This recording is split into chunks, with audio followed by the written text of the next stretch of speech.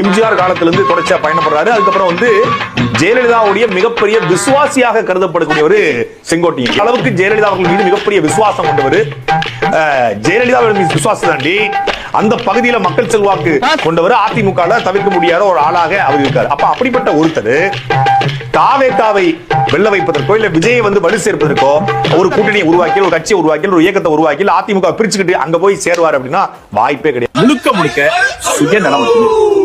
தான் தன்னுடைய தொகுதியில் சட்டமன்ற உறுப்பினராக இருக்கணும். அதுக்கு நான் எவன் கூடயும் சேருவேன்.